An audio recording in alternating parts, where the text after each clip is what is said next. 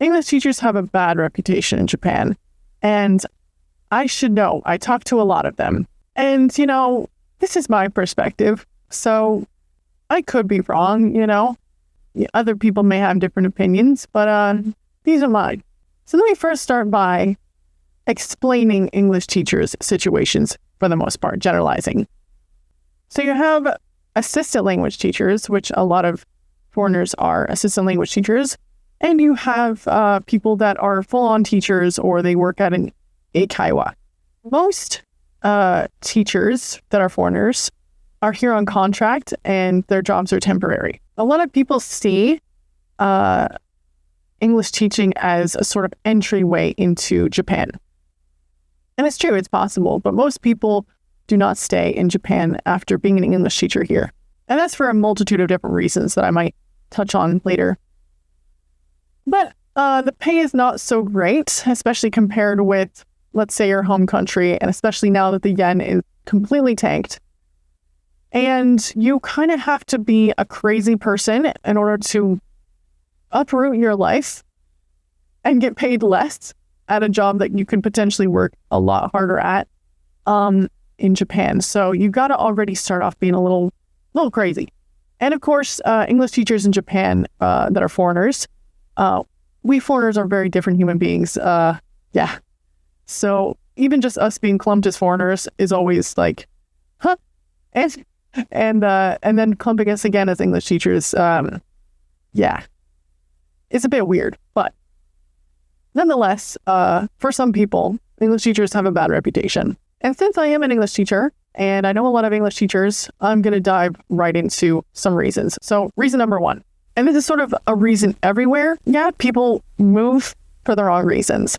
And Japan is particular, right? Because there's so much miscommunication, language barrier, and mystery when it comes to, the Western world, English-speaking world even, and Japan, that people come here and they're like, I just love anime. I really love Studio Ghibli. And that's great, that's cool. Live your life, People come here and they just want to see all the anime stuff and all the Studio Ghibli things. And that's perfectly fine, but it's super surface level, and that motivation to stay here will run out very shortly if that is the only reason why you want to be here, is to see all the anime things. And it's very surface level, like what Japan is, and some people have a very comfortable, they're very comfortable with just staying very surface level on what Japan is and what Japan can be. But Japan has got depth, guys. It's a very ancient place. It's got 124 million people in it, and not all English teachers are gonna see most of it in terms of and I don't just mean like places, I mean like the real culture, because some English teachers just don't care. But anyway, off topic a little bit, what I mean is English teachers, they come here for the wrong reasons, and I'm sure you know where else I'm gonna go with this. Some English teachers are pervs, and like horrifically openly so. It took a lot. It took a lot for me to get here, guys. I thought, my resume was skimpy. I've traveled the world. I've solo backpacked since I was 18. I'm an author. I've graduated summa cum laude. I put on fundraisers. I've hosted events. And I really thought that my resume was skimpy. I've also taught English in Italy for several years. And I have 900 plus hours of TOEFL certification. So yeah, I really did think that my background was a little skimpy to be here, and here I am. And I'm actually highly overqualified, turns out. But at the same time, I really wanted to do this. I wanted to be an English teacher here in Japan. So that's why I'm here. That's how it is, guys. But some English teachers, this may be their first job. And they're very young. And maybe they don't know what they want to do with their lives. Maybe they don't have a full sense of self yet.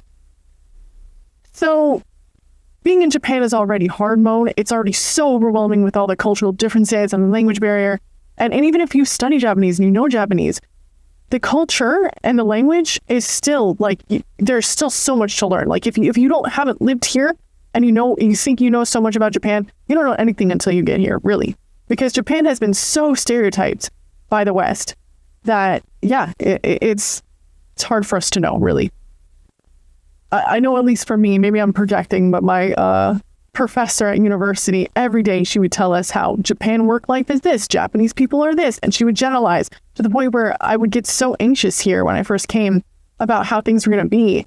And I realized that, my professor was just full of shit, frankly. And she was just very comfortable with generalizing. And that's so wrong. I don't understand how she didn't understand how, like, summarizing Japan and her experience as all of Japan. I don't understand how she thought that this was viable in any way. It's kind of, maddening. But it did me a disservice, and I'm unlearning now my pre-consisting notions of Japan. And as well as the internet. The internet does a really good job in lying to us, okay? So you have to come to Japan with the understanding that your situation may be vastly different than someone else's situation, even as an English teacher. So you can fall into two categories here in Japan, right? And of course you can swim somewhere in between. You can be part of a job where you can do nothing here as an English teacher. You can suck at your job, paint Warhammer at your job even. Literally, like, ignore your job and just blow everyone off. Or you could work your ass off, become part of a community that, you integrate yourself in, that you try to work on. And eventually you will leave it anyway because you're going to go back to your own country or find another job. At both of these camps, right, the outcomes can be pretty bad. On one hand, if you're super lazy, everyone's going to notice, obviously. And on the other hand, if you work really, really hard, you may find that it's not going to pay off in the end. And that can be really devastating. Like, some people, they come here and they're really, like, they're just so happy to be here, and they make the most of their situation. And they're like, this is the best time of my life. But guys, if you leave Japan, that's sad if Japan is the best time, because it's going to end. It's going to end. And that's why it's, like, so hard for English teachers to, like, build up from there. However, you can still do it. You can do whatever the fuck you want, to be honest, you guys. So I'm just generalizing here. And on the other hand, though, if you feel like you're, underappreciated, underutilized at your work, you give up, you don't care about your job, and you still can milk in that cash and do fucking nothing. And I guess maybe if you're working your butt off, that's like somebody who's going to have a great reputation and not be considered, an English teacher with a bad reputation. But you can also, right, be worked to the bone, non-voluntarily, and feel completely and totally underappreciated and really hate your life. I know some people that probably do. And you can sort of cloud your understanding of Japan as a whole off of your experience, when that's not necessarily true at all for the entirety of Japan, if that makes sense. And in some ways, English teachers get shoehorned. They get, put into a box, and it's hard to break through that box, So that brings me to my next point, that you can be in a bubble here, be very, very sheltered. They say that Japan is a great place for hermits and introverts, but guys, you straight up don't have to grow as a person here. Even if you learn Japanese, you can choose to live in this little sheltered bubble and not care about the world around you or anyone else. And you can play this card of, like, I'm a foreigner, I can get away with it, and not want to integrate into society, not care about all that. And that's, on one hand, if this is temporary for you, I can kind of understand. But it sort of leaves English teachers as always the other, if that makes sense. Maybe it doesn't. What do I need to explain here, guys? The hierarchy. This is a topic that I'm not an expert in, but I've read about. So let me quote somebody who has been here and knows more than me. There's a man named Jake Adelstein, and you may know him from Tokyo Vice or Tokyo Noir, which is an HBO TV show and also a book. He wrote a book about his life called Tokyo Vice, Jake Adelstein, and his book, his biography, is about being a reporter in Japan. He was the first foreigner to be hired by a Japanese newspaper, the Yomiuri Shimbun, and he was on the crime beat in Japan for like 10 plus years. And then he became a private investigator in Japan. So he knows very much about, like, Japanese crime, a well of knowledge. I've read a lot of his stuff. Fun fact, he's now a Buddhist priest. And I will talk more about Jake Adelstein in different videos, but because I have a lot to say. But I was reading through some of his interviews that he's done, and one person asked him, what advice did you have for people coming into Japan, foreigners coming into Japan? And he said, know your place. And I swear, if that is not the best piece of advice that I could think of. Like, when I heard that, I was like, what can Jake tell me that I don't already know? Immediately, I was like, oh. And I feel like this know your place attitude is just something you gotta be here to understand. The hierarchy, no one can explain. I can sit here and try to explain it to you. It'll make Japan sound crazy. It'll make Japan sound horrible. I may get it wrong. I probably would get it wrong because I'm still figuring it out myself. But, if I tell you, like, you join a company, you're on the bottom rung, you might think that's horrible. But you know what else Jake Adelstein said in that interview? He said, Japan, equality is a myth in Japan. Probably in America too. And once again, I was like, yep, Jake Adelstein said that. And it makes sense. It really, really makes sense. Like, you think that Japan work culture sucks. And maybe it does. Maybe some companies really do suck. But I would argue, so do American companies. Like, honestly, equally as much. The difference for me that I've noticed is that here in Japan, when you are in a job, when you have a job, you have a place. And that is big. It's big. It's really big.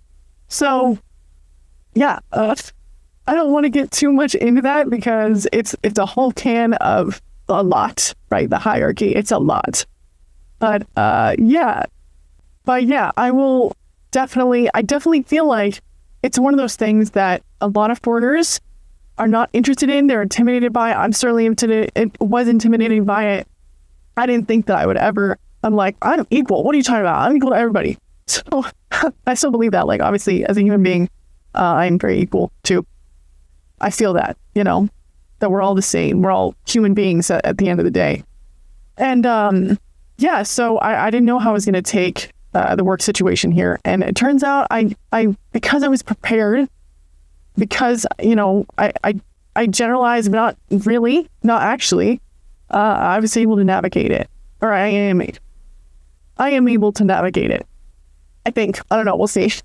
Subscribe for more. We'll see if I crack one of these days. But yeah, so English teachers, they don't have to be a part of that, Japan society. And a lot of people, they'll say like, well, you'll never be accepted, like, as a Japanese person in Japan. And, foreigners are never accepted, blah, blah, blah. I don't know. I don't know, guys. I don't know. What do you think? I would love to hear your thoughts. I'm not going to say mine right now, because but tell me yours. In conclusion, people think that they're better than others. Some people think that they're better than others. Like, and I don't just mean more skilled than others. Like some foreigners fight to be the best foreigner, and at the end of the day, you're going to be the best you. And if you find something that you love to do, goddamn it, be the best of that person. Be the best fucking version of you that's out there. And that may not be in Japan. You may not be able to fucking be that person in Japan. That's okay. Right? But if you're gonna be here, be the best you. Period. Yeah. Anyway, guys, I hope you like this video. I have so many things that I want to share. I have so many videos that I want to make. I especially want to talk about, like, what's happening news-wise in Japan, because I've been writing a whole bunch of articles. As a matter of fact, I was published, and I'm excited to talk about that. I talked a lot about Jake Adelstein. I want to talk more about him in the future. Yeah. Thank you so much for watching if you made it to the end. And give me your experience, as always, guys. I love your comments. So give me your experiences in the comments below. I love reading it. Every word, truly. I'm a writer. I'm an author. So I'm a reader too. So please tell me everything, all your stories. And I hope to see you in the next video. Thank you for watching, and I'll see you later. Bye.